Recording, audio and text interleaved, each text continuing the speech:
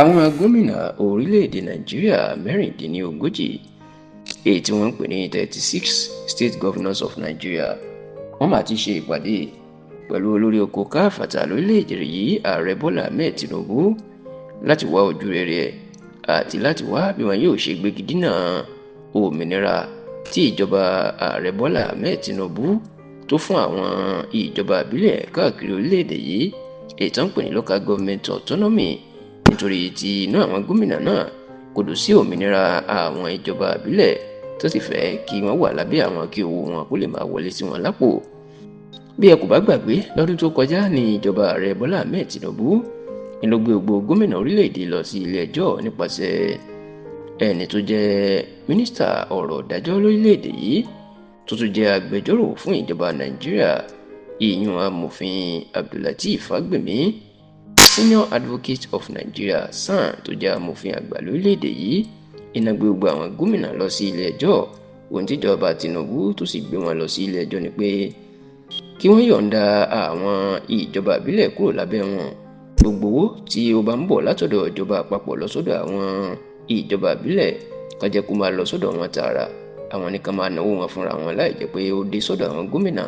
nítorí pé tẹ́lẹ̀ bí owó náà bá ń bọ̀ látọ̀dọ̀ ìjọba àpapọ̀ ọ̀dọ̀ àwọn gómìnà ni ó kọ́kọ́ dé sí. Bẹ́ẹ̀ ni wọ́n láwọn gómìnà ó kọ́kọ́ yọ iye tó wù wọ́n tí wọ́n yóò ná ní ìnákúnà. Ìwọ̀nba péréte tó bá kù iná náà ń kó ránṣẹ́ sáwọn alága ìjọba ìbílẹ̀. Èyí sì ni wọ́n ló fà á tí ọ̀pọ̀ àwọn ìjọba ìbílẹ̀ tí ò fi ní ìdàgbàsókè mọ́, tí àwọn alága wọn kò rí nǹkan kan ṣe mọ́, nítorí pé owó pọ́nbélé ni làwọn gómìnà yọ̀ǹda lẹ́yìn tó ti náwó wọn tán, táwọn alága náà táwọn náà sì ní ṣe ọ̀rọ̀ wọn ní mo sì wọ́n wá táwọn náà yóò kó ètò bá kù díẹ̀ táwọn náà yóò kó jẹ. Ṣá ò nígbà tí ilé ẹjọ́ tó ga jùlọ lórílẹ̀‐èdè yìí yan Supreme Court of Nigeria tó ti dájọ́ tó dá ìjọba Tinubu láre tó sì dá àwọn gómìnà lẹ́bi pé kí á kàn yọ̀ǹda owó àwọn ìjọba ìbílẹ̀ ká má jẹ́ kó wọn kọ́kọ́ dé sí wọn lọ́wọ́ mọ́.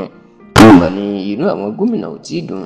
Bẹ́ẹ̀ ló jẹ́ pé láti bí oṣù 6 sẹ́yìn tí ilé ẹjọ́ ti gbé ìdájọ́ náà kalẹ̀, àwọn gómìnà wọn àmú ìdájọ́ náà ṣẹ nítorí pé wọ́n sì ń gba owó àwọn ìjọba ìbílẹ̀ sápò. Ní báyìí pẹ̀lú bí ìjọba àpapọ̀ bó ṣe ti fẹ́ bẹ̀rẹ̀ òfin pé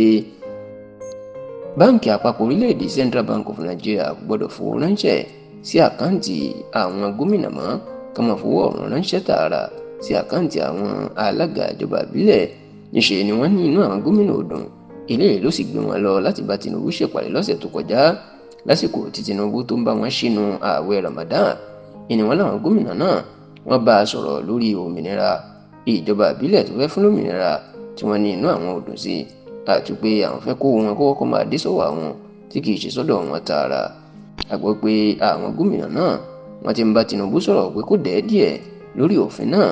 àti pé bí ò bá fẹ́ kí àwọn káwọn tako sáà kejì ẹ̀ àfi kó ṣe nǹkan táwọn fẹ́ yìí.